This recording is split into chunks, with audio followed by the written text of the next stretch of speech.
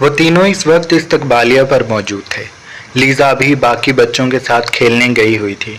दिया और फ़ाखिर नमल को तकरीबन घूर रहे थे। इस्तकबालिया से चंद कदम आगे बने दाखिली दरवाजे से शाम का गहरा रंग अंदर झांक रहा था। लोग आ जा रहे थे। वो तीनों उनसे बेनियाज थे। दिया ने बात का आगाज़ किया था। तुम जानती हो तुम क्या कह रही हो। लीज़ा की जिम्मेदारी एक बहुत बड़ी जिम्मेदारी है। तुम अकेले कैसे करोगी। जॉब से ही सब कुछ नहीं होगा नमल। वो उसे समझाना चाहती थी। उसके लहजे में नमल की कम अकली पे मातम भी था। फ़ाखिर खुद भी हैरान था। वो कुछ कहने लगा लेकिन फिर रुक गया। उसने कहा, मैं चाय लाता हूँ। और कुछ लाना है। नमल ने इनकार कर दिया, लेकिन दिया उसकी जानिब देख कर मुस्काई। सलोनी रंगत और बंगाली बड़ी आंखों वाली वो नॉर्मल कद की लड़की थी जो ऑफिस से सीधी यहाँ आई थी। उसके शानों तक के बाल झूर रहे थे। पेशानी जरा सी चौड़ी थी और बंगाली आंखों का रंग शरबती था। वो पुरकशिश लगती थी।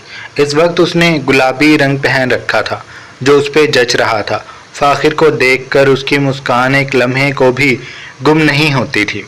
हाँ, बात वही है जो आप लोग समझ गए हैं। ये लड़की उसकी एकतरफा मोहब्बत में घुटनों तक फंसी हुई है। मैं बिस्किट भी लूँगी, भूख लग रही है मुझे, उसने फ़ाखिर को कहा। फ़ाखिर ने उस पर सरसरी सी निगाह डालकर सर हिला दिया। वह लड़कों जैसा लड़का था, खुश शक्ल और ऊंची कामत वाला। सियाह घने बाल जो हर वक्त बिखरे उसकी पेशानी पे रहते थे। आंखें धुंधलाई, उदास और उनके गिर्द हल्के भी थे। चेहरे पे बड़ी हुई शेव और मूछें थीं। वो खुद पे कम तवज्जो देता था और हर वक्त मेहनत करने में लगा रहता था। वो जब वहाँ से चला गया तो दिया ने एक बार फिर नमल को देखा था, जो अब अपनी निगाहें उसी की जानिब करके खड़ी थी। मैं जानती हूँ ये सब मुश्किल है, दिया ने अगली बात फ़ौरन कही, और तुम अभी शादीशुदा भी नहीं हो। तुम्हें लीज़ा की कस्टडी नहीं मिलेगी, ना ही तुम्हारे पास बैंक बैलेंस है और ना ही अपना मकान। ये लोग तुम्हें ऐसे लीज़ा नहीं देंगे। नमल ने गहरा सांस लिया। वो ये सब जानती थी। उसने जवाब में कहा। वो इस्तकबालिया की मेज़ पे कोहनियाँ जमा कर खड़ी थी। दुपट्टे को बिला वजह दुरुस्त करते हुए वो बोली, मैं लीज़ा की कस्टडी नहीं चाहती। मैं बस फ़िलहाल उसे अपनायत का एहसास देना चाहती हूँ। वो ख़ुद को अकेला महसूस करती है और मैं चाहती हूँ कि उसके पास भी कोई हो जो उस पर तवज्जो दे, और लीज़ा को फ़िलहाल तवज्जो और मोहब्बत चाहिए। दिया ने सर हिला दिया। लेकिन तुम कह रही हो कि तुम लीज़ा का इलाज भी करवाओगी, और अगर ऐसा एक बार ये बात खुल गई तो ट्रस्टीज़ तुम पर सब कुछ डाल कर बैठ जाएंगे। तुम एकदम से फंस जाओगी, फिर फरार का रास्ता नहीं होगा। दिया उसे समझा रही थी और उसे वो हकीकत भी बता रही थी जो नमल पहले से जानती थी और इस डर से उससे डरती भी थी। एक बार ये बात खुल गई कि नमल लीज़ा में दिलचस्पी ले रही है तो ओनर उसी पे सब छोड़ देंगे, और नमल एक तलबा होने के साथ साथ किराए की जगह पे रहती थी। उसकी सैलरी इतनी नहीं थी कि वो किसी का इलाज करवा सके, और कैंसर जैसे महंगे मर्ज का तो वो तस्वर भी नहीं कर सकती थी। लेकिन वो लीज़ा की आंखों में चमकती उम्मीद को बुझा नहीं सकी। उसे मोहब्बत चाहिए थी, और मोहब्बत पे तो सबका हक होता है। खुदा दिलों में मोहब्बत डालते हैं, और नमल के दिल में लीज़ा की मोहब्बत डाल दी गई थी। वो अब चाह कर भी उससे निगाहें नहीं चुरा पा रही थी। लेकिन एक परेशानी जो इस सबसे बड़ी थी वो शायान था। नमल ने सोचा था कि वो अपनी सैलरी में से कुछ ना कुछ शायान को दे दिया करेगी, ताकि जो झूठ के तौर पर लोन उसने नमल के सर पे डाल रखा है उसका कुछ हिस्सा तो उतरे। और क्या पता शायान सर को अल्लाह गैरत दे दें और वो अपनी गलती मान कर इस झूठ को ख़त्म कर दें। वो बहुत कुछ करना चाहती थी लेकिन कर नहीं पा रही थी। अब वो लीज़ा के मामले में संजीदा थी, इसलिए उसने हतमी कहा, मैं लीज़ा को नहीं छोड़ सकती। मैंने उससे अभी वादा किया है कि मैं उसकी ममा हूँ। वो मेरी बेटी है। मैं उसको अभी कैसे वादा करते ही छोड़ दूँ, अब ये मुमकिन नहीं है। उसने अपनी बात मुकम्मल कर ली थी। फ़ाखिर सबके लिए चाय ले आया था। दिया के लिए वो बिस्किट लाना नहीं भूला था। दिया की आंखें चमक गईं। उसका दिल सीने में फुर्ती से भागने लगा। फ़ाखिर ने तीनों प्लास्टिक कप एक एक करके उनके सामने रखे और अपना कप लेकर वो भी उनके साथ ही खड़ा हो गया था। नमल की बात वो सुन चुका था। अब दिया बोल रही थी तो वो उसकी जानिब मुतवज्जा था। तुम जानती हो, तुम जज्बाती होकर सोच रही हो नमल, मेरी बात को समझो। नमल ने बेबसी से उसे देखा। अब वो कह चुकी थी और अब अगर वो पीछे हुई तो लीज़ा का दिल दुखेगा, और दिल की तकलीफ़ नमल से बेहतर कौन जान सकता था। वो कुछ कहने का सोच ही रही थी कि फ़ाखिर बोला, मुझे नमल का फ़ैसला बुरा नहीं लगा, बल्कि ये तो अच्छी बात है कि लीज़ा हम में से किसी के पास जाएगी। वो इस जगह की सबसे हसास बच्ची है। मैं खुद भी उसके लिए परेशान था, लेकिन नमल की बात से मुझे हौसला हुआ है। और जहाँ तक उसके इलाज की बात है, नमल इसमें अकेली नहीं है, मैं उसके साथ हूँ। मुझसे जो हो सकेगा मैं करूँगा। मेरे लिंक्स हैं, हम उन्हें इस्तेमाल करेंगे, सब हो जाएगा। फ़ाखिर की बात से नमल ने उसे चौंक कर देखा था। उसने लम्हों में सारा मसला हल कर दिया था। उसकी आंखों में तशक्कुर की चमक लहराने लगी। फ़ाखिर मुस्कुराया। दिया ने जब उन दोनों को एक पेज पे देखा तो उसने शाने उचका दिए। मैं भी तो हूँ, तुम लोग मुझे भी गिन लिया करो, मेरी सैलरी भी अच्छी है। हम तीनों मिलकर लीज़ा के लिए कुछ ना कुछ कर लेंगे। नमल और फ़ाखिर ने उसे देखा तो बेसाख्ता हंस दिए। फ़ाखिर ने उसे छेड़ने के लिए कहा, हमने सोचा कि तुम्हारे अपने इतने खर्चे हैं तो तुमसे क्या कहना। दिया उसकी बात पे हैरान हुई। अलबत्ता फ़ाखिर ने नमल को देखकर आंख दबाई थी। वो समझ गई थी कि फ़ाखिर का इशारा कहाँ है। क्या मतलब है तुम्हारा? फ़ाखिर ने अपना निचला लब दांतों में दबाया और फिर उसके कपड़ों और कानों में पहनी गोल्ड की बालियों की तरफ इशारा किया। उसका पर्स भी मेज़ पर पड़ा था, जिसकी कीमत अच्छी खासी थी। दिया जब उसकी बात समझी तो उसने नाक से मक्खी उड़ाई। गोल्ड का मुझे क्रेज़ है। मैं चाहती हूँ कि मैं एक दिन इतना गोल्ड जमा कर लूँ कि मेरे पास हर चीज़ हो, बालियाँ, सेट, कंगन, पायल, सब कुछ। और जहाँ तक बात मेरे कपड़ों की है तो मोहतरम, ये बहुत फिरने से मिलते हैं, दुकानें छाननी पड़ती हैं और सस्ते में मिल जाते हैं। लेकिन अब जो मैंने ज़िम्मेदारी का फ़ैसला कर ही लिया है तो मैं ज़रूर अपने खर्चे महदूद कर लूँगी। तुम बेफ़िक्र रहो। फ़ाखिर अब की बार नरमी से मुस्काया था। वो तीनों साथ साथ चाय पी रहे थे। बाहर फैलती तैरगी गहरी हो रही थी। अंधेरा अंदर झांकता राहदारियों में बिखर रहा था। फ़ाखिर ने वहाँ मौजूद स्टाफ मेंबर को लाइट जलाने का कह दिया था। उसने पूरी इमारत की रोशनियाँ जला दी थी। शिकस्ता हाल इमारत का अंदरून रोशन हो गया था। बच्चे एक एक करके अंदर आ रहे थे। तभी नमल ने अपनी चाय ख़त्म करके कहा, अब मैं चलती हूँ, मुझे देर हो जाएगी। और तुम दोनों का बहुत शुक्रिया, उसने कहा और अपना पर्स और चादर उठाने लगी। चादर को गिर्द लपेट कर वो बोली, मैं लीज़ा को मिलकर आती हूँ। वह कहकर राहदारी में आगे बढ़ गई तो फ़ाखिर और दिया बेसाख्ता मुस्कुरा दिए। उनकी आंखों में चमक थी। नमल एक बहुत अच्छी लड़की है, यहाँ पे सबसे कम गो ये थी, और कभी किसी शरारत में शरीक नहीं होती थी। ये भी बहुत उदास रहती थी। फ़ाखिर को जैसे नमल का एक एक दिन याद था। वो 12 साल का था जब नमल यहाँ आई थी। नमल के फिर यहाँ से चले जाने के बाद उसने सोचा था कि उनकी दोबारा मुलाकात होगी, लेकिन किस्मत ने उन्हें एक बार फिर से मिला दिया था। वो इस जानिब देख रहा था जहाँ से अभी नमल गई थी। दिया उसकी आंखों में देख रही थी। उसे फ़ाखिर की आंखें बहुत प्यारी लगती थी, बोझल उदास आंखें। वो उनको चूमना चाहती थी। उन आँखों को चूमने का तजर्बा कैसा होगा, वो अक्सर सोचती थी। उसके चेहरे पे अजीब सी नमकियात महसूस होती थी।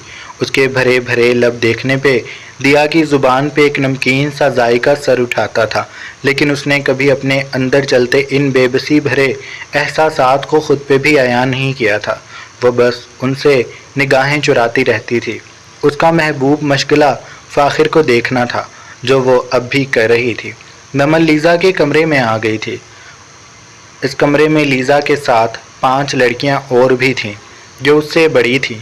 नमल ने उनको कह दिया था कि वो लीज़ा का ख्याल रखेंगी। उसने लीज़ा का नाम लेकर कहा तो लीज़ा ने उसका हाथ पकड़ा। ऐसे कहें कि आपकी बेटी का ख्याल रखें।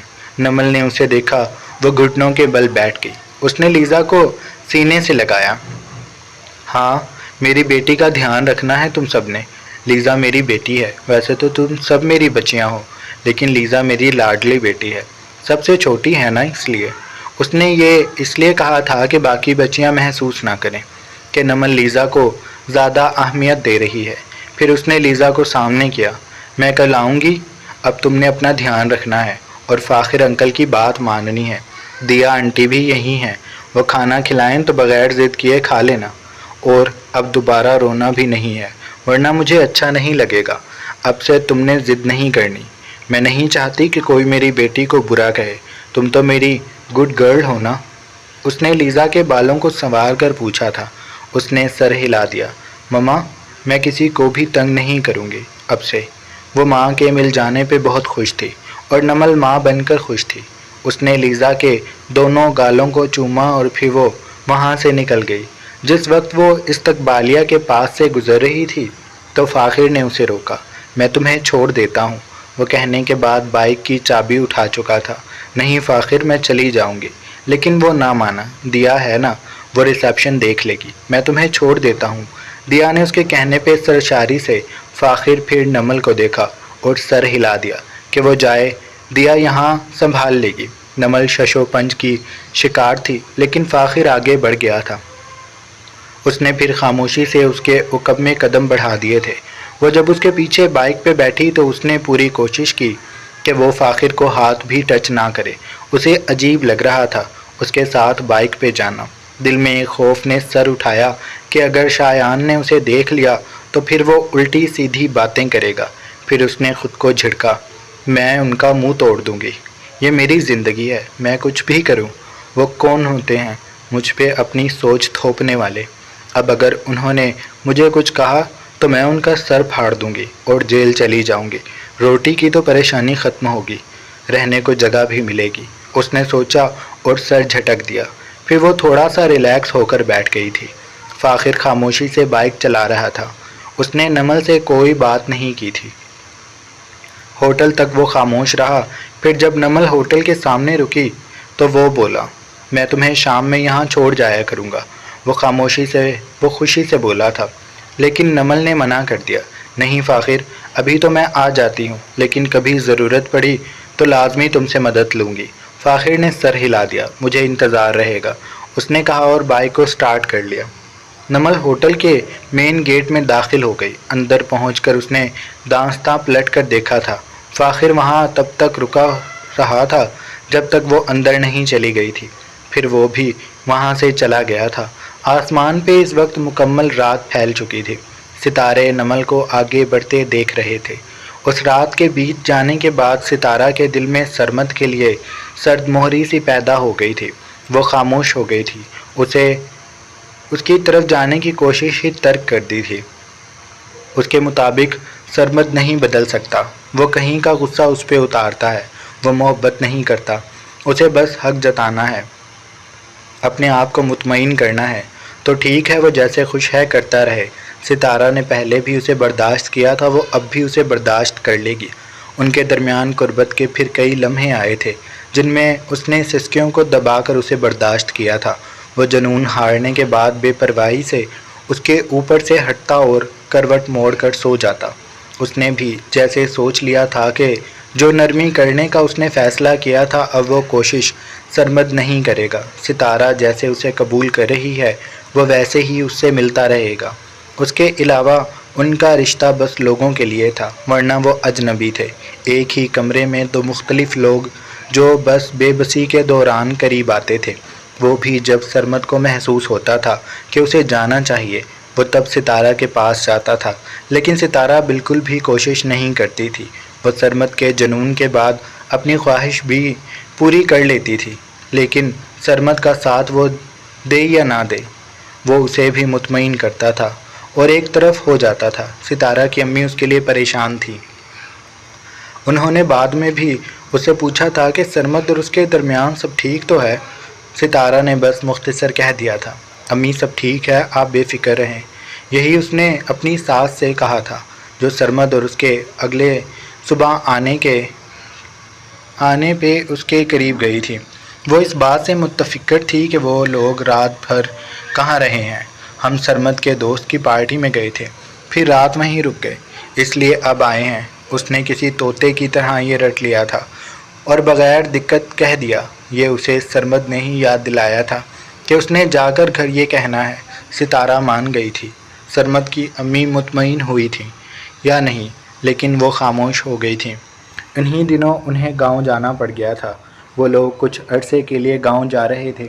سرمد کے ابو اور اس کی امی بس انہیں وہاں کچھ رشتہ داروں سے ملنا تھا، اس لیے وہ لوگ چلے گئے تھے۔ اب اس بنگلے میں سرمد اور ستارہ ہی تھے۔ सितारा की बात आपी रिमशा से भी हुई थी।